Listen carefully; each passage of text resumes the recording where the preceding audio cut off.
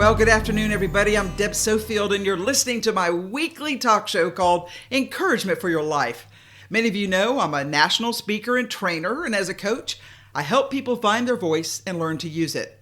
I'm also a conference speaker on the topics of public speaking, presentations, media skills, and crisis communication. If your organization's having a conference and you need a keynote speaker, I'd love to be a part. And you can find me at debsofield.com. I've got a number of books on the market. I would love for you to take a look. Just go to Amazon, type in my name, Deb Sofield, and all my books will appear. I've got a great show today, and here's my theme.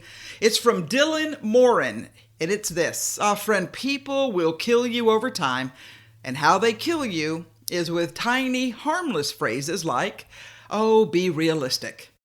And what makes this so damaging is that you and I hear these biting phrases more than we think. And I believe for so many, it is death by 1,000 little cuts. Stay with me and I'll tell you more. I'm Deb Sofield and this is Encouragement for Your Life. Let's get started with today's show.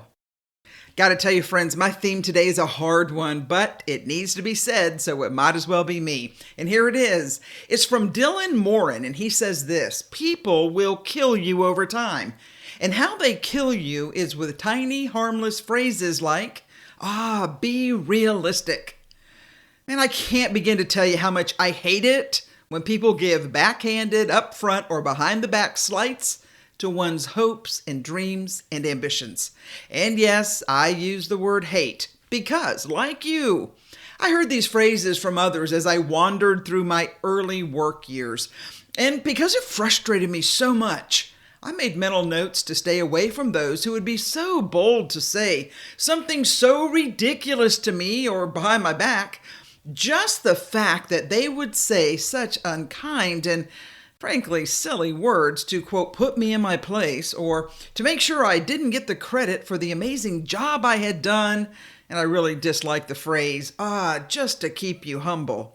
Oh, brother, what insecure, shallow, narcissistic person would be so small-minded, self-important, and I'm going to add detestable to speak their timid, non-important mind.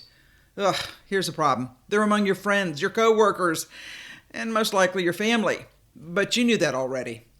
What makes this so damaging is that you hear these biting phrases more than you think. And friend, it's truly death by 1,000 little cuts. And the worst part is you've been cut so many times that you don't feel the pain anymore. But you do. And your mind knows it every time it endures another hit. I'll add that many times you don't know how long you've been bleeding or how much blood you've lost until you're under serious pressure. And for some reason, you realize that you just don't have the strength or energy or fortitude to go on because you've been weakened emotionally, mentally, and physically by the barrage of criticisms that hold you back in your mind. Unknowingly and consistently, friend, if you hear the harsh words of those who are afraid or jealous of your success, it replays over and over. So let me get to the heart of the matter for those fearful and self-defeated people who say such ridiculous things. And it's this, and I want you to remember this phrase: our success, your success, magnifies their failure. I'm going to say it again. Your success magnifies their failure. That's it. And because of that spotlight that shows the world they did not, cannot, will not step up to the plate and swing, they will lash out in the only way they can that outwardly doesn't seem so spiteful or pitiful or rude, maybe even spiritual, to hide their lifetime of failure, broken promises, and damaged dreams. I think there's a lot of accuracy in the quote. There's always a little truth behind every, just kidding, a little curiosity behind every, just wondering, and a little knowledge behind every, I don't know, and a little emotion behind, I don't care. I can only imagine that you would agree it would be better for all involved if the others would, well, let's just say it, be quiet. Don't acknowledge, don't respond, or speak. These folks don't deserve your time. You got to learn to walk away.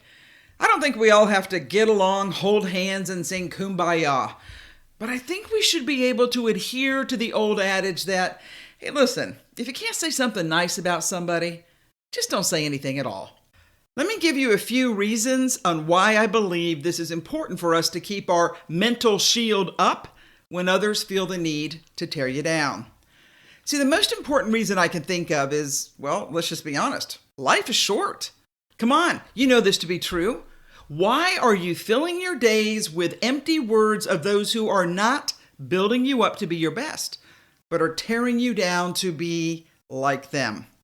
According to Wikipedia, you are looking at a lifespan of about 80 years for women and about 76 years for men. So most of us are within 20, 30, 40 years left in our amazing life. Now, for many who are listening, half your life is kind of past. Friend, don't let the next decade of your life go unnoticed, or better said, unlived. If there is ever a time to shine, to do what you want to do, go where you want to go, be who you want to be, today's the day. And truth be told, you're not getting any younger. All right, somebody had to say it. Listen, I know this is supposed to be a hopeful message. And really it is. I mean, come on, it is if you'll take my advice and live the life in your days instead of the days of your life. Many of you know that phrase is from the world and the work of those in hospice care. If there is still things left undone in your life, or words left unsaid, or if you've made the decision to coast until the end, let me encourage you to change your mind and do the necessary work to leave a legacy that you'll be proud of. Remember, those of us watching you in the end, we're only going to have the memories of who you were. So today, figure out who you are and then finish your race with compassion, grace, and I'm going to say love. I found a quote that sums up what I want to say, and it's this: when writing the story of your life, don't let anyone else hold the pen. I've come to believe that another reason others struggle with your success is because it's not their journey. It's yours. So you must stop allowing others to speak into your life if it's not for your best. If you're that person who's worked at it and achieved success, you know that all your life there have been some people who've, well, let me just be honest, they want to be you. They've seen you. They know who you are. They know what you have, never acknowledging that you worked for it. And they want it all.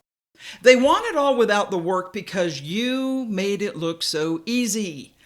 But what they don't know, and will really never acknowledge, is the hours, the sweat, and the denial of self you've made to make your life happen. Their jealousy rages because they will never be as good as you are, no matter what fabrications they post on their website or on social media. Your success magnifies their failure. All right, I know, tough love words for today, but friend, you know it's true, and as sad as it is to see friends and colleagues leave because of their insecurities, the truth is it's better for you to have them gone than have them stay close by and tear you down. Word by backstabbing word. You and I can't fix their journey if they haven't done the work to produce a map for success. My final point's this, and you know it's to be true. You probably don't need them for your success. Think about it. They haven't been there for you in years, so why do you think you need them now? What you need are friends and family who see the best in you, even if it's only one person. I've always liked the phrase, I'd rather have 4 quarters than 100 pennies. You deserve friends who wish you well and who will help you along your path. Why? Well, because friends let friends dream big. They don't tear them down to bring them to their low level with offhanded comments like, just be realistic. No, they dream along with you to see a shining city on a hill for the good of all, especially you. Remember, jealousy is the underlying fear they have of your success. So if they don't have a personal plan for success, I'm guessing you don't really need them. The trouble they will ultimately cause, frankly, is not worth the effort to help them find their place. Now, let me add one more note about the truth of your success. It will be lonely at times. If you spend time with any successful person, and if they're truthful, they'll admit that success is a bit lonely. Well, because if you travel, you're sitting in airports more than you're speaking from the stage, or you're in hotels that make you long for home. And sometimes you just want a decent cup of coffee that your coffee maker makes. It's okay. It's a path of your success that will be the memories you share and carry with you all your days of your life. Let me close with a quote by Yvonne Cabrera. People will try to project their fears, insecurities, and limiting beliefs on you if you're not careful or allow them to. Most people are afraid to follow their dreams, resist change with everything they've got, and prefer to keep things just as they are because they don't like leaving their comfort zones or they're afraid to make mistakes. People will often try to discourage you from attempting to do the very things they have failed at or didn't have the courage to pursue because they're afraid that it will reflect negatively on them if you succeed. Or it'll force them to give up their excuses, finally face their own fears, and accept responsibility for the reason why things didn't work out for them. See, when people tell you you can't do something, it's usually because your goal or dream stirs up an insecurity within them that makes them question their own ability to get things done or makes them feel inadequate in one way or another. I think she sums up perfectly my theme for today, illustrated by the quote from Dylan Moran. Friend, people will kill you over time, and how they kill you is with tiny, harmless phrases like, be realistic. Friends, find your path. Find your true friends, find your light and stand in it, and let it shine on your success and be a lamp for others to follow to greatness. And I can tell you this, I will see you at the top, and friends, I'll leave the lights on.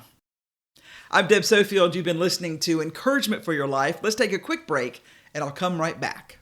I'm a national speaker and an executive speech and presentations coach. I've been in the battlefield of politics and business for over 30 years. I know and understand how the game works. In today's marketplace, you don't have a choice. We're in the media age of Twitter, blogs, Facebook, and 24-hour news cycles. Either you move quickly and decisively to define your product, your company, or yourself, or others will define you. You can't afford to miss the mark because the public won't give you a second chance and the media is unforgiving, and YouTube will replay your remarks until you've been ground into dust. Whether it's crafting your message to protect you or your company or putting you on camera to answer the questions that will resonate with reporters and the public or preparing you for an interview, let me help you be successful. I'm Deb Sofield. Find me online at debsofield.com. That's debsofield.com. Hey everybody, welcome back. I've come across a really interesting article by somebody named Alden Tan, and the headline is 7 Things You Need to Remember When People Don't Support You. And it's somewhat of a little guide that he has come up with. He was talking about his own life, but I have to say, I think it was a pretty good, article to help us stop and think about the truth of the situation. And it's this. Hey friend, number 1, your passion is your priority.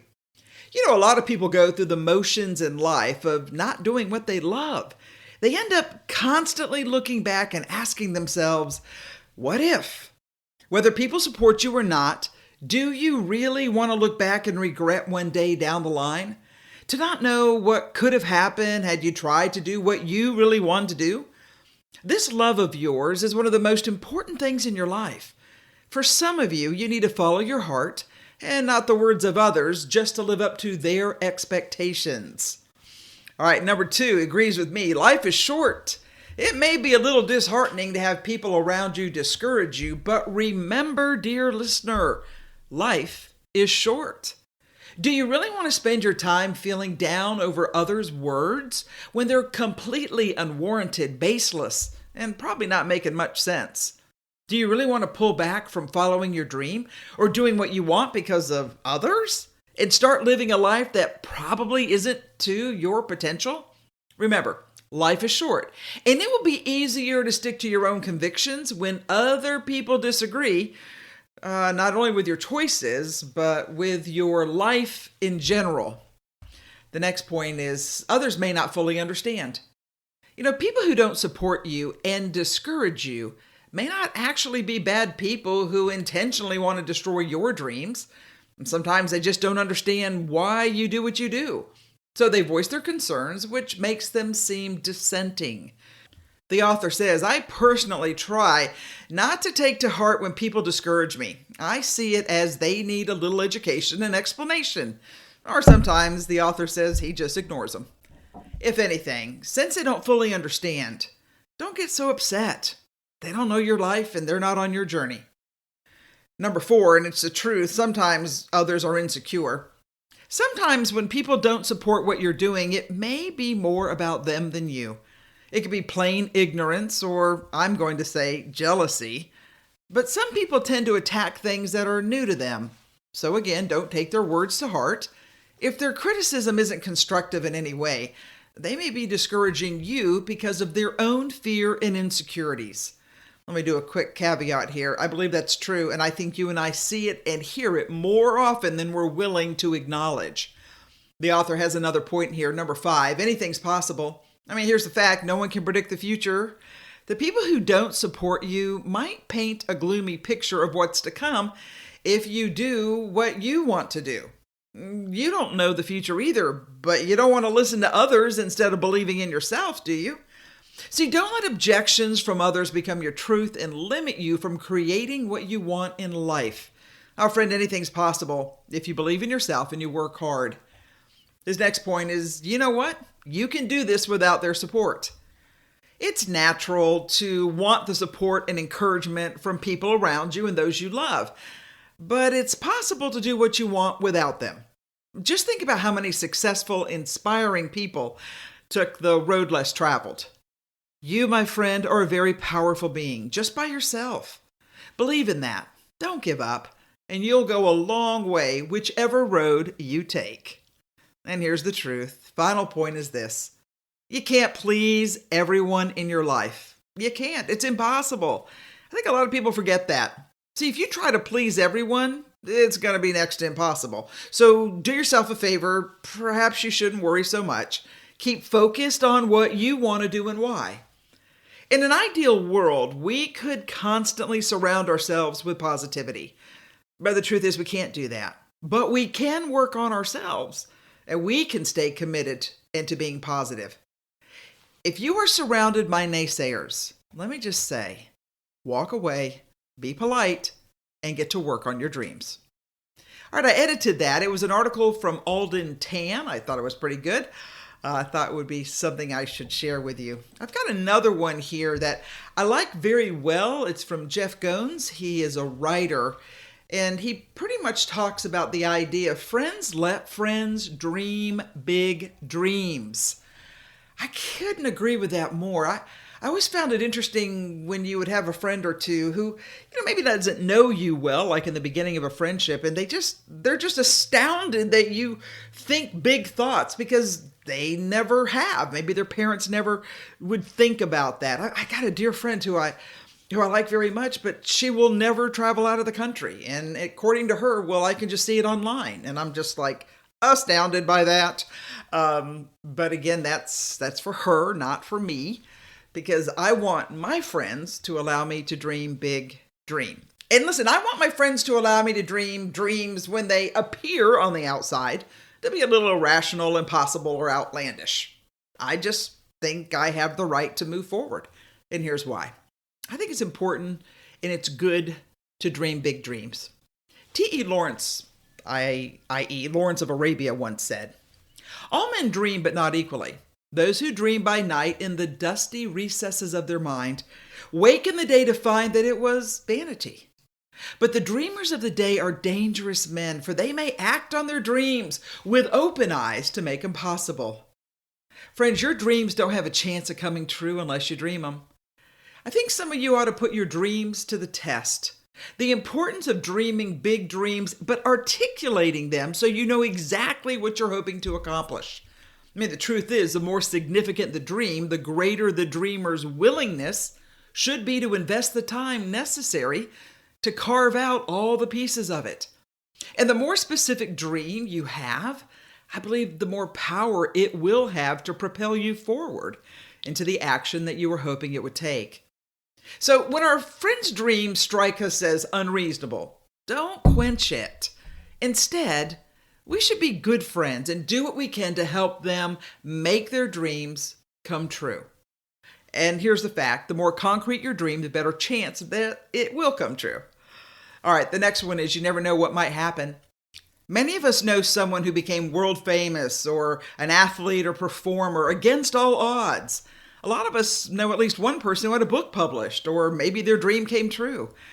Here's the fact: the bottom line is you may never know what will happen. But no matter what, when it comes to your friends' likelihood of success, don't dissuade them. Allow them to pursue their dreams. And then I think the last point's probably the most important. Hey friends, you and I have more influence than we realize. John Quincy Adams said, if your actions inspire others to dream more, learn more, do more, and become more, friend, you're a leader. Now, here's the truth: everyone needs encouragement, especially in the area of their lifelong dreams. Dreams are powerful, and they can be fragile because they flow from the deepest part God knitted within your heart. They have a life-defining potential, even though pursuing them could appear a little bit risky. So, when others tell you their dreams, when they risk their heart, they're allowing you to have influence in their life. Please don't break it. So, if your friend is a dreamer but not a doer, you be a good enough friend to encourage them to take action. Give them the support they need to take that next step, to overcome their fears, excuses, and misgivings so they can actually get to work on their dreams. And if your friend's a doer, then be a good sport and encourage them to continue on. We all need encouragement to continue through life's many valleys, especially when we're working hard and we just don't see much happening. So friend, regardless of the goal, whether your friend wants to be a musician, a doctor, a business owner, a writer, a radio show host, or anything else they choose, remember it's an amazing gift to champion someone else's dreams. Friend, it's a privilege that gives friends permission to pursue, to help them find resilience and press on even when it's hard. And the fact is, you and I, well, we all need the same support ourselves. And since we need it for ourselves, I think we should be generous with our encouragement, our time, our love, and our perseverance and resilience to help our friends to keep on keeping on. Got to tell you, that is a powerful reminder, friends. And you know, what's interesting, my quote today is so true, and I'm so sorry about it, but we just need to be prepared and put up that mental shield. Because folks, you know people will kill you over time, and how they kill you is with the tiny, harmless phrases like be realistic or whatever crazy thing somebody says to you. As I was working on today's show, I came across some really great quotes, and probably one of my favorite is by Babe Ruth, who said this: "The loudest boos come from the cheapest seats." Ain't that the truth? Oh my goodness. I can't tell you how many times I go to a ball game and somebody in the cheap seats is the one telling everybody else how to play the game. Ugh, just like life. Another one I really like is by Clement Stone. For those of you who know, he for many years was like one of the most respected inspirational speakers out there. And he says this: regardless of what you are or what you have been, you can still become what you may want to be. Well, that's a truth for today. John Quincy Adams said, if your actions inspire others to dream more, learn more, do more, and become more, our friends, you are a leader. Theodore Roosevelt said, I care not what others think of what I do, but I care very much about what I think of what I do. That is character. Now that is a good one. And I'll end with this final quote, which I got to tell you, I just really love. And it's from Tony Gaskin. If you don't chase after your dreams, somebody else will pay you to build theirs. Friends, you know these little quotes are true, and we see it so much in life. That's why I think it's important that you and I step up to the plate and we do what we were born to do. And we don't listen to the conversations from the peanut gallery, that we focus on what we can do to help others in this world find their place so they can thrive. So many of you listening today, that really is your calling. That's your gift. And if you've been quiet, I think now is the time to speak up, because somebody needs to hear your words of wisdom. I'm Deb Sofield, and you've been listening to Encouragement for Your Life. Friends, please know how much I appreciate you tuning in every Saturday. Thank you for sending me the emails and the notes telling me you enjoyed the show and that it gives you a bit of encouragement for your life. That's my goal. That's my purpose. And I certainly enjoy spending this time with you. If you'd like to learn more about me, you can certainly visit my website, debsofield.com. That'll tell you a little bit more about what I do. And of course, you can find my books on Amazon.com. Just type in my name, Deb Sofield, and all my books will appear. I hope you have a wonderful weekend, and I look forward to connecting with you next week. Same time, same place, for Deb Sofield's Encouragement for Your Life. Have a good one, everybody.